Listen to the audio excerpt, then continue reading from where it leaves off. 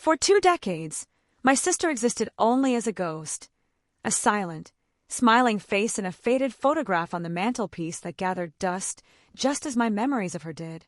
She was a story I told myself at night, a cherished and painful memory that I had learned to seal away in the deepest, most fortified chamber of my heart. Her absence was a dull, constant ache in my chest, a phantom limb I could still feel after 20 years. I had painstakingly built a life, a fragile piece, over the chasm her death had left behind. Then, a single, utterly casual remark from my old high school teacher, spoken over the clatter of ceramic in a quiet café, shattered those 2 decades of carefully constructed tranquility and unleashed a past I thought was buried forever. Before I continue, make sure to subscribe to the channel, turn on notifications, comment below, and leave your like. It helps a lot. We were sitting in a small, quiet Boston cafe, the kind of place with fogged-up windows where the air smells perpetually of dark roast coffee and recent rain. I hadn't seen my old teacher, Mr. Brooks, in years, and he was recounting a recent trip back to Portugal, the home I had fled so long ago. He stirred his cappuccino, the little spoon making a soft, tinkling sound, and he looked at me with that familiar, kind expression. "You know, Elena," he began, his voice laced with the gentle wonder of a strange coincidence. "It's the strangest thing. I was visiting your old town, and I met this woman at a local art gallery. A philanthropist, very well respected. But when I saw her, I swear, my first thought was of you. It was a picture of her from years ago, you see, in the gallery's historical display. She could have been your sister's twin. The resemblance was absolutely uncanny.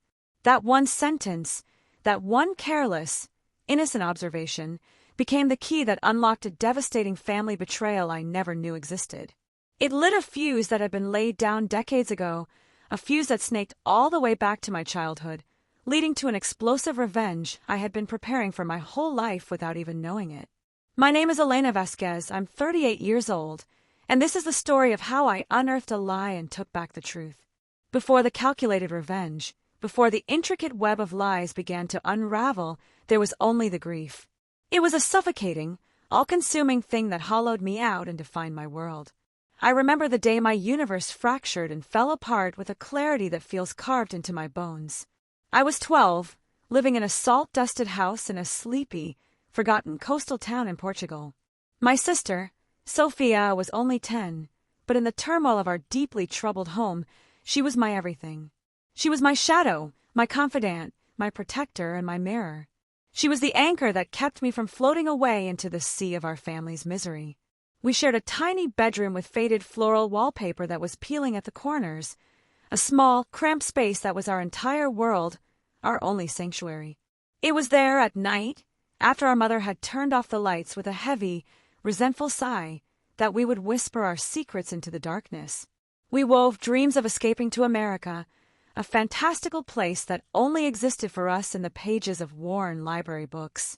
In our shared imagination, America was a sun-drenched, golden promise of freedom, a world of endless possibility, an entire ocean away from the damp, oppressive chill of our home and the storms that brewed within it. Sophia had a laugh that I can still hear if I close my eyes. It was light and bubbling, like seafoam dancing on the waves. Her eyes, a shade of brown so deep they were almost black, always sparkled with a vibrant, untamable mischief.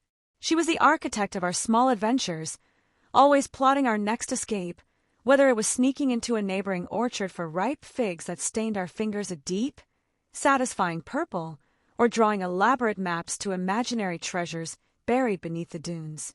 She was the brilliant, burning light in our dim world, and I, her older, more cautious sister, simply lived for her glow. Our family, however, was a fractured mess, a unit held together by the thinnest threads of obligation and deep-seated resentment. My father, Manuel, was a fisherman, but his true marriage was to the unforgiving sea, not to my mother. He would be gone for weeks, sometimes months, at a time, and would return reeking of salt, diesel, and the cheap rum he drank at seaside taverns. His presence in the house was a heavy, brooding silence, a pressure that built until it was broken by a temper as violent and unpredictable as the Atlantic tides. We became experts at survival, learning to read the subtle set of his jaw, the tense line of his shoulders. We always knew when a storm was about to break inside our own kitchen. But as fearsome as my father could be, it was my mother, Isabella, who held the real, insidious darkness. In old, sepia-toned photographs, you could catch glimpses of the beauty she once possessed. But the woman who raised us was a creature of bitterness, her loveliness soured and curdled by a life she felt had been cruelly forced upon her. A talented seamstress, she seemed to resent every single stitch she sewed, each thread a symbol of a life she hadn't lived. To her, Sophia and I were not daughters, we were burdens. We were anchors. I once heard her whisper to a neighbor over the fence, dragging her down, holding her back from the glamorous, sophisticated life she believed she deserved. With father gone for such long stretches, she was the undisputed, tyrannical queen of our small house, and her moods were terrifyingly volatile. One moment, we would be subjected to an icy, punishing silence that was somehow worse than yelling. The next, she would erupt, her resentful accusations flying like shrapnel through the small rooms.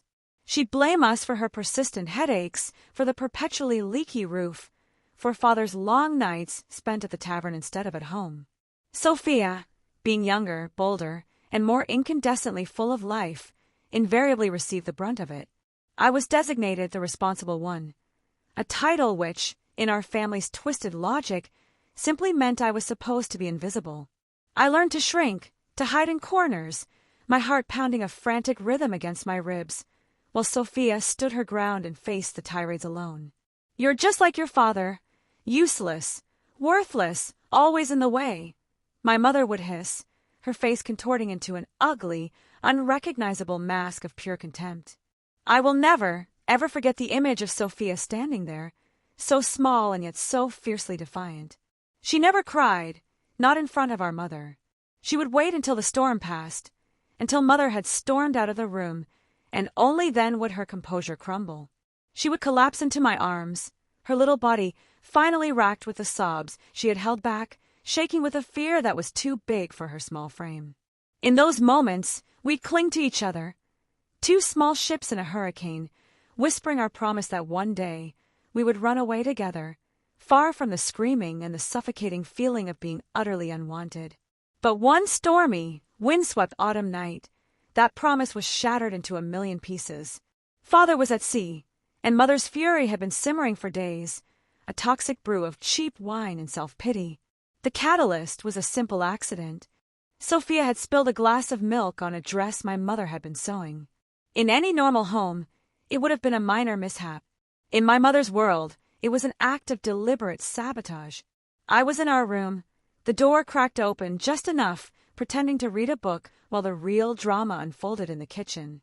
I could hear Sophia's small, pleading voice. "Mama, I'm sorry, it was an accident." But my mother's rage was a force of nature, deaf to apologies. I crept silently to the door and peered through the crack, my blood turning to ice. I saw her grab Sophia by the arm, her grip shockingly cruel.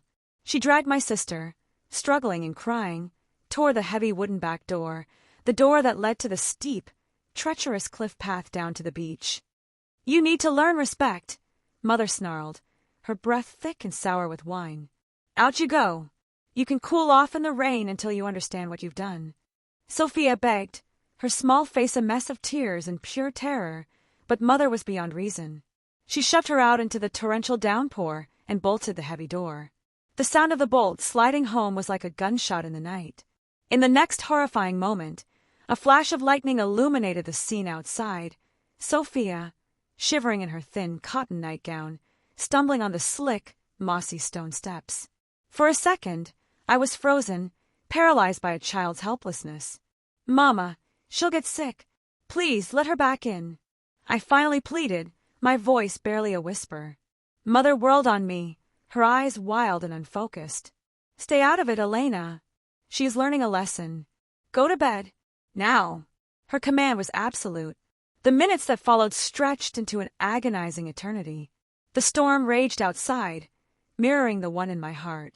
I lay in bed, my body rigid, straining to hear the sound of Sophia returning, but there was only the howling wind and the relentless drumming of the rain. An hour passed, then two. Eventually, the sound of my mother's heavy, Drunken snores started from the parlor, where she had passed out on the sofa.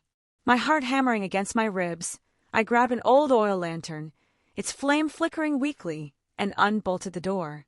I went out into the violent, chaotic night. The path had become a river of mud and slick stones. "Sophia!"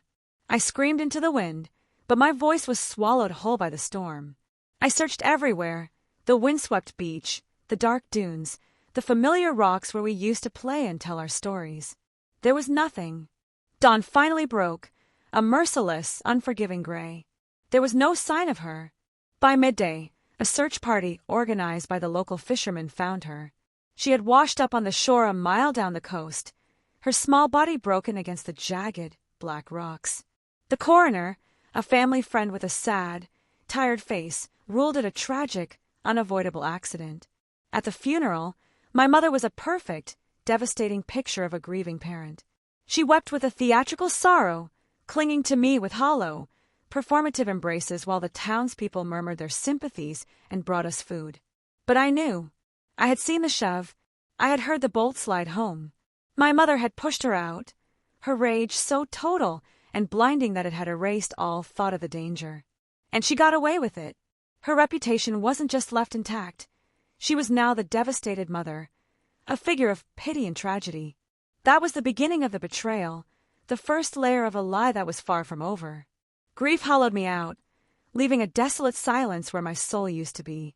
I confronted her only once, months later, when the shock had finally subsided enough for words.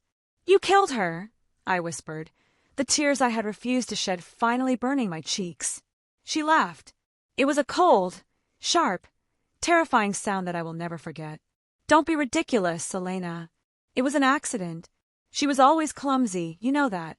Blame the storm. Child, not me." Then the gaslighting began. She started weaving a new narrative, a tapestry of lies about Sophia's recklessness and disobedience, planting seeds of doubt that, in my grief and confusion, even I started to believe. "You're imagining things, darling," she'd say, her voice now soft and dangerously reasonable. "Your grief is making you confused." The town believed her. My father, when he finally returned from the sea, was too broken and defeated to question the official story. I was just a child. My word meant nothing against the performance of a grieving widow. Meanwhile, my mother thrived. She expertly used Sophia's death as social currency, leveraging the town's pity for free sewing jobs, for casseroles and cakes, for a constant stream of visitors who fussed over her. A year later, she remarried a quiet, wealthy shopkeeper, a man easily charmed by her tale of tragedy. She blossomed with the newfound attention and financial comfort, while I withered, haunted every single night by the nightmare of a shove, a slammed door, and a little girl lost in a storm. If you're still here with me, don't forget to subscribe, activate notifications, leave your like, and share this video with someone. The years that followed were a gray, featureless haze of simply surviving. My singular mission, the only thing that got me out of bed each morning, was to escape. I moved through school like a ghost, my head down, my voice quiet, saving every single centavo I earned from odd jobs in a small tin box hidden under a loose floorboard in my room. That box wasn't just money, it was my lifeline, my future, my ticket out. At 18, I was accepted into an English program at a local institute and met Mr. Harlan Brooks, the man who would become my ex-teacher from Boston. He was a kind, visiting literature professor in his 40s, and he saw a spark in me that everyone else, including my own family, had long since missed or ignored. He became my mentor, my champion. We would talk for hours about books in the town square café, him with his coffee, me with my tea. He was the one who introduced me to Poe's intricate tales of revenge and Dostoevsky's dark psychological thrillers. "You have a storyteller's soul, Elena," he'd say, looking at me over his glasses. "Don't you dare let the past drown it." He was the one who helped me navigate the labyrinthine process of applying for a student visa and securing a scholarship to a small college in Massachusetts. The day I left Portugal, I was 20 years old. I stood at the port and hugged my father goodbye. He looked like he had aged 2 decades in the years since Sophia's death, his shoulders stooped, his eyes empty. I deliberately avoided my mother's gaze, but I could feel her triumphant stare on my back. Seeing me leave was the final piece falling into place for her perfect, remade life, the last link to her messy past finally severed. The moment that plane lifted off the runway, I felt like I was being reborn. America was everything I had dreamed of, vast, anonymous, and most importantly, forgiving. In college, I chose to major in psychology. The irony was not lost on me. I was meticulously studying the clinical definitions of narcissism and antisocial personality disorder, essentially studying my mother's pathology to try and understand the monster who had made me.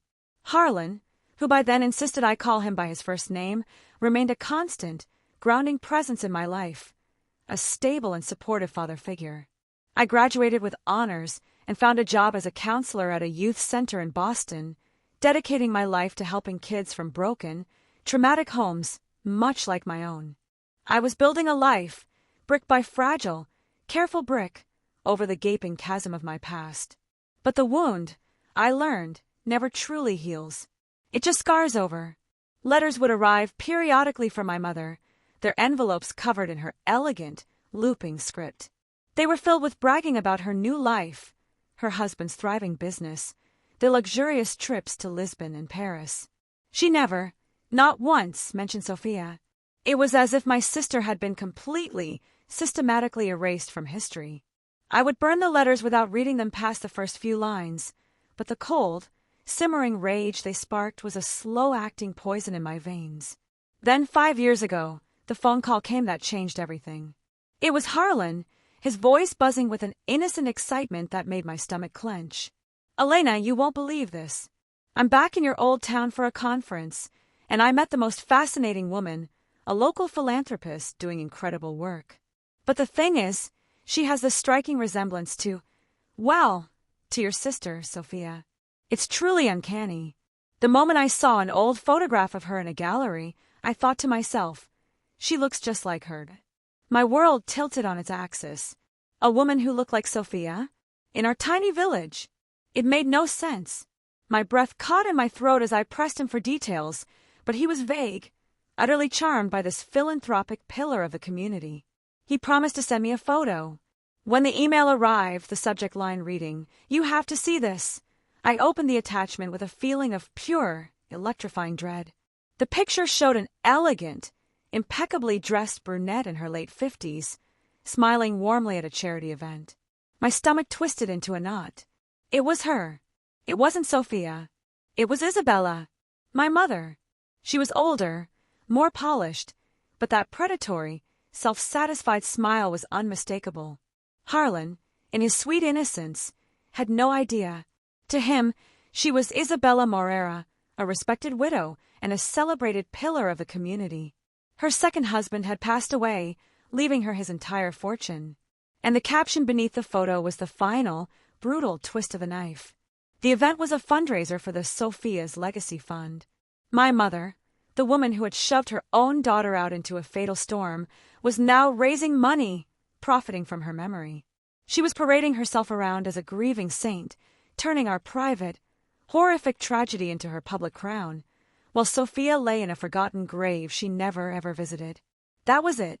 The simmering, carefully contained rage I had carried for 2 decades finally, volcanically, exploded. Harlan's innocent words had confirmed the one truth I needed to know. My mother hadn't changed at all. She had only perfected her mask. She could not be allowed to win. I couldn't confront her directly. She was a master of denial and gaslighting, and she would simply turn it all back on me. No. This required a different kind of war. A cold, patient, and calculated dismantling of the entire empire she had so carefully built on my sister's bones. From my small Boston apartment, 3,000 miles away from her, I began my silent attack. I invented a new identity, Anna, a freelance journalist writing a feature piece on grassroots philanthropy in Portugal. Under this guise, I started sending carefully worded emails. I contacted old neighbors, local reporters, and disgruntled former employees of her late husband's business. At first, her public story seemed flawless, impenetrable. Everyone I spoke to parroted the same lines about the generous, heartbroken widow who had so bravely turned her personal tragedy into a force for communal good. But every perfect wall has cracks, and I knew I just had to keep pressing. I started digging into public records, tax filings, and old newspaper archives, spending countless nights staring at my laptop screen until my eyes burned. And slowly, painstakingly, the cracks began to appear. Her second husband, I discovered, hadn't died so peacefully after all. There were hushed, buried rumors of a sudden and unexpected heart issue that had occurred just weeks after he had amended his will, signing his entire estate over to her.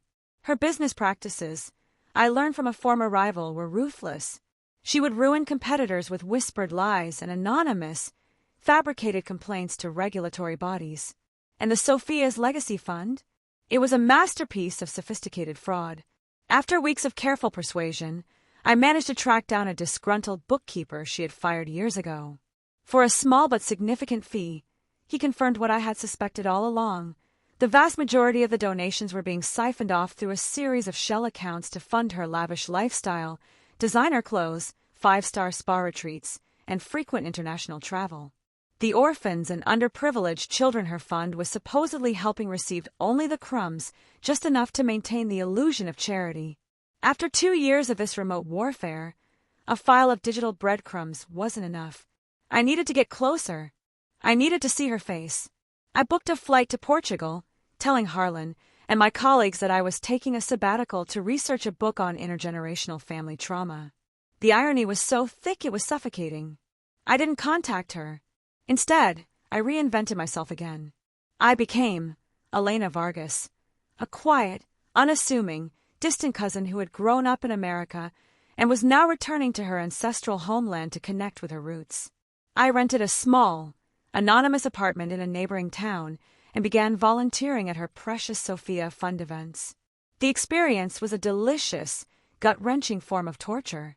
There I was, standing in brightly lit halls, handing out glossy pamphlets with my dead sister's smiling face on them, serving champagne at galas held in her name, all while her killer glided through the room, watching everything, completely and blissfully oblivious.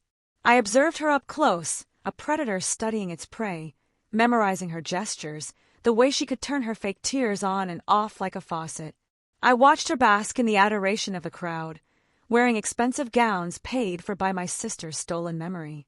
It was during this intense, high-stakes period of infiltration that I uncovered the true, horrifying depth of her betrayal. It wasn't just a spontaneous moment of rage on a stormy night. It was so much colder, so much worse. I spent days in dusty church archives, poring over birth and death records, and long evenings in local taverns, buying rounds of drinks for the village's oldest gossips. And that's when I found it. My mother had been meticulously planning to run away for months before Sophia's death. She'd been stealing money from my father's fishing hauls, socking it away, dreaming of a new life in America. And Sophia, in her complete and utter innocence, had overheard a clandestine phone call.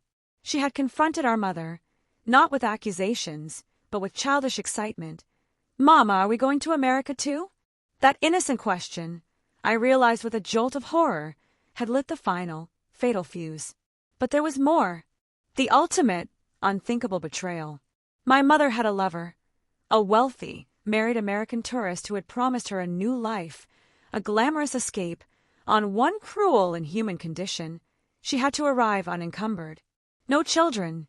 She had chosen him, a fantasy, over us, her daughters. She had shoved Sophia out into that storm not just to punish her for a spill, but to silence a witness, to eliminate a threat to her elaborate escape plan. And my father, upon his return, he'd suspected parts of the truth, piecing together whispers and his wife's strange behavior, but he was too weak, too broken to do anything. He chose a quiet life. He chose silence over justice for his own daughter. Any lingering trace of empathy I might have harbored for her, any shred of understanding for her own unhappy life, curdled in that moment into cold, hard, diamond-sharp fury. She wasn't just negligent. She was a calculated, methodical destroyer of lives. My plan, however, was not without its heart-stopping close calls. A nosy volunteer with a sharp memory recognized my eyes, saying I looked just like the old Vasquez family, and I had to disappear for weeks, feigning illness. Harlan grew increasingly suspicious of my long research trip, his concerned emails piling up in my inbox. Then, at a garden party, my mother brushed past me to get a drink. She paused, and for one terrifying, electric second, her eyes lingered on mine. I saw a flicker of confusion, of unease, as if some dormant part of her blackened soul sensed a disturbance in her perfectly crafted world. But she dismissed it, a queen far too secure on her throne to ever imagine a threat from a lowly volunteer. I just kept gathering my weapons. I convinced the bribed accountant to send me password-protected copies of the forged ledgers. I recorded and notarized statements from former neighbors who remembered her violent temper and her coldness toward the children.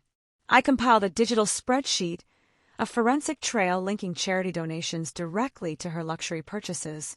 My weapon of choice would be the one thing she could never defend against, the simple, absolute, and irrefutable truth. Back in Boston, I refined the final, irreversible plan. The target was locked, a complete and total public exposé at the Sophia Fund's grand annual gala, an ostentatious event that she broadcast live online to her wealthy international donors. It was the perfect stage, the very altar of her hypocrisy, upon which I would orchestrate her spectacular downfall. But as the date drew nearer, the psychological toll of my obsession became immense. Anonymous threats began to appear, testing my resolve. A note slipped under my apartment door, written in crude, blocky letters. "Stop digging, or you'll regret it." Paranoia began to grip me. I spent sleepless nights jumping at shadows, replaying every conversation, questioning my own memories, my own sanity. Was I becoming as twisted and monstrous as her in my quest for vengeance? Harlan would call, his voice laced with genuine worry. "Elena, you're scaring me," he confessed one night. "This obsession, it's not healthy. You need to let it go." I couldn't explain it to him, couldn't bring him into my dark world. I just pushed him away and pressed on. And now for the twist, the one that reframed my entire existence. A small, innocuous manila envelope arrived from a DNA testing lab. Months earlier, acting on a strange, inexplicable hunch, a nagging question that wouldn't leave me alone, I had sent them 3 separate samples. A few strands of hair I'd recovered from Sophia's old silver-backed brush, which I had kept all these years, my own DNA from a cheek swab, and a sample from my mother, surreptitiously lifted from a wine glass she'd left behind at one of the galas. With trembling hands, I tore it open. The clinical, black-and-white report inside shattered my universe into a million pieces. Sophia was not my full sister. We shared the same father, but Isabella, my mother, was not Sophia's biological mother. Frantic and reeling, I dove back into the digital copies of the village archives I had collected. I found it buried in the records. My mother, Isabella, had a younger sister who had died in childbirth years before I was born. That sister, it turned out, had been having a secret affair with my father, Manuel. The child of that affair was Sophia. My mother, Isabella, who, as I then discovered, couldn't have children of her own, took the baby and passed her off as her own, raising her sister's child as a constant, bitter, living reminder of her husband's deepest betrayal. But the real bombshell, the one that knocked the very air from my lungs, was on the next page of my research. My own birth certificate, cross-referenced with my father's DNA profile, showed that I was not his daughter. I was the product of her own affair, years before she met the American. The whole casual resemblance Harlan had noticed in the café, it wasn't a mother and a daughter. It was the haunting genetic echo of 2 sisters who had both had children with the same man. My mother's blind rage on that stormy night hadn't just been about spilled milk or a ruined dress. She was purging the living evidence of her husband's affair, so she could escape her life with a secret of her own. My entire life, my entire identity, was a lie constructed to cover up other lies. This was no longer just about exposure or revenge. It was about absolute revelation. The night of the gala arrived. The air in the grand ballroom was thick with perfume and a nauseating, fake sincerity.